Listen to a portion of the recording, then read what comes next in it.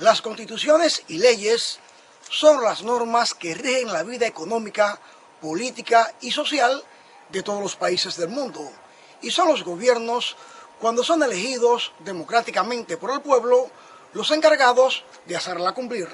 Pero en Cuba es el propio régimen quien las viola sistemáticamente y de manera descarada. Sobre ello refiere Sixto Manuel Cova de la Rosa, máster en Derecho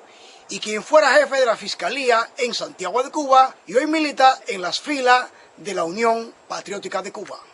Bueno, lo primero, que no hay una concepción clara de la Declaración Universal de Derechos Humanos. Piensan que es un arma que tiene la oposición para defenderse y no lo ven como un código de conducta o una norma que tienen los países para regular esos derechos y respetarlos que tienen los ciudadanos que viven dentro de un territorio determinado de un país. Voy a hacer mi valoración desde el punto de vista jurídico porque es la especialidad y creo que no hay frontera en el ámbito de la ley para hacer interpretaciones de cada una de las leyes existentes, se llámese Cuba, llámese Estados Unidos, llámese cualquier país del globo terráqueo. En relación a las principales violaciones, fundamentalmente se viola el domicilio. Se viola el domicilio, el derecho de propiedad, se incurre en delitos de coacción, se incurre en delitos de extorsión, de amenaza,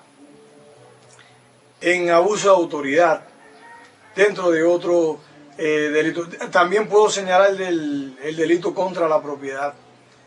personal. ¿Qué pasa? La Constitución regula que la libertad de las personas es inviolable. Sin embargo, cuando se te detiene y se te conduce a la unidad de la policía sin una orden de detención previa y sin un delito que tú hayas cometido con anterioridad, ahí se te está vulnerando el derecho a tu libertad, porque la ley no te prohíbe que tú debas hacer lo que debes querer. Solo obediencia a la ley y no al abuso de poder. Quien lo haga, la autoridad que lo haga, incurre en el delito de abuso en el ejercicio del cargo. ¿Por qué? Porque se está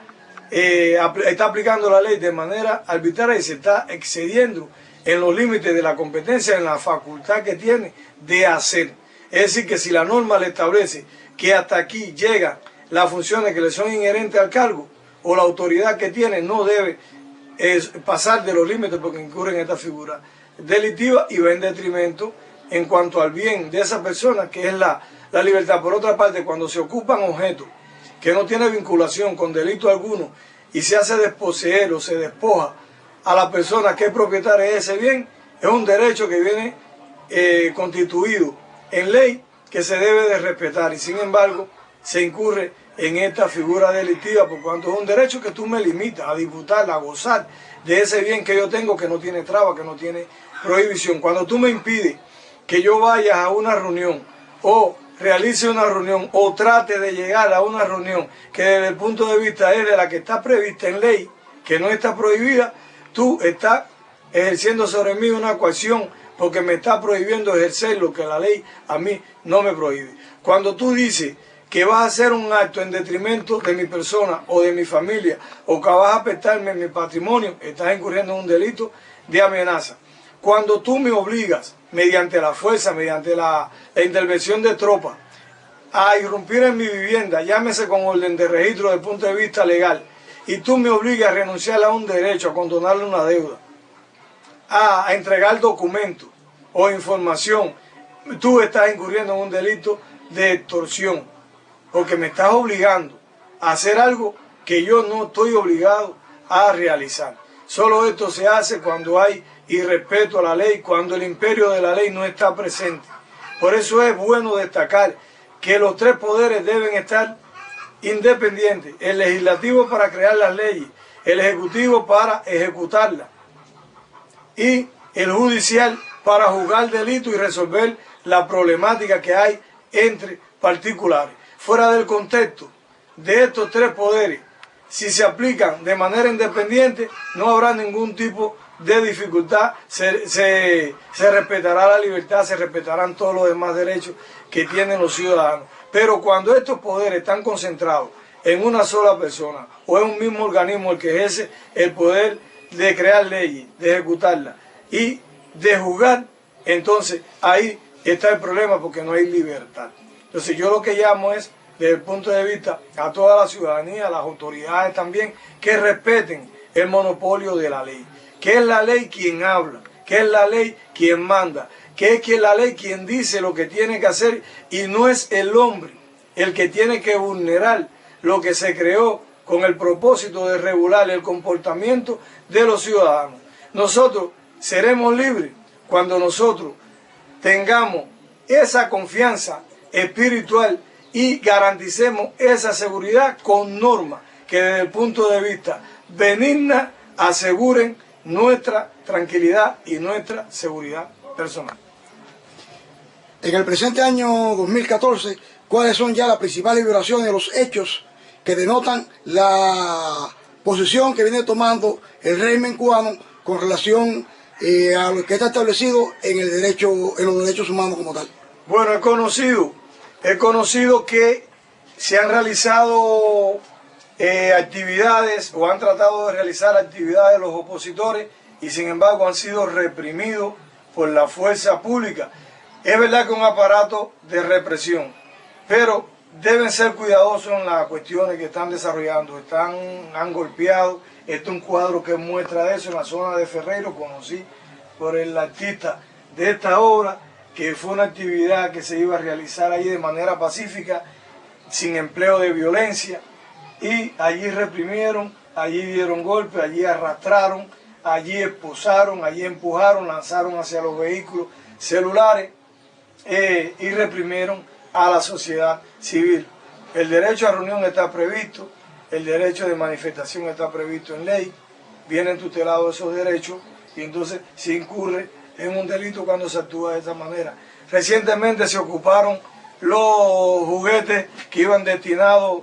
a los niños. No sé cuál fue el propósito del Estado, lo que sí tenía un fin de bondad, un fin bueno, de que aquellos niños pobres que no conocieron el Día de los Reyes Magos iban a recibir un juguete. Yo no veo desde el punto de vista maldad, aunque se trate de una organización opositora, regalar juguetes a los niños, no politizarlo todo, sino es en beneficio de la sociedad. Los juguetes se adquieren en la tienda recaudadora de divisas, son legales, los otros niños no tienen la posibilidad de recibir un juguete. Esto es una tradición de que quienes ya peinamos cara fuimos partícipes de ella, y qué alegría nos daba recibir, aunque sea por engaño, que llegaron los Reyes Magos y nos colocaron un juguete en la cabecera de la gama, o nos lo colocaron en los pies, y que al día siguiente tú te levantaras y vieras tu bicicleta, o vieras un carro, una rastra, una guagua, en el caso de las hembras que vieran una casita, sus muñecas, sus juguetes que siempre anhelaron, que siempre soñaron. Lo veo por el lado bueno, lo veo por el fin noble, no por un fin fútil, cargado de odio, cargado de venganza, sino mirarlo desde el punto de vista de la óptica, de lo bueno, del sentido, de la intención con que iba. Creo que no iba a dañar la imagen de Cuba, no iba a dañar la imagen de nadie, sino que iba dirigido a esos niños, de poseerlos de todos los bienes que tenían, del dinero que ocuparon, dinero que en muchos de los casos, según tuve conocimiento, iba dirigido a satisfacer las necesidades familiares y personales de miembros de esa organización de UNPACU, y otro dinero destinado a la actividad que realizan. He conocido que UNPACU no es una organización de violencia, que no hace sabotaje, que no es terrorista, sino que lucha por un cambio desde el punto de vista y de la óptica, que ve un cambio prodemocrático, un cambio en todos los órdenes de la vida de la sociedad, llámese político, también económico, pero que en definitiva el derecho de opinar en los hombres está refrendado en la Carta de Naciones Unidas, o conocida por Declaración de los Derechos Humanos. Cuba es signataria de esta declaración. Pienso de que debe haber un proceso de reconciliación entre la oposición y el gobierno, evitar los excesos, evitar las arbitrariedades que se cometen, vulnerar la ley, que impere el respeto de la ley, y que estos poderes se ejerzan de manera equilibrada, y que sirva de contrapeso entre la sociedad y los derechos que proclama esta declaración, y que se enfatizan en la Declaración del Hombre y de los Ciudadanos de 1789, aprobado en Francia por su Asamblea Nacional Constituyente. Y bueno, que en definitiva somos cubanos todos,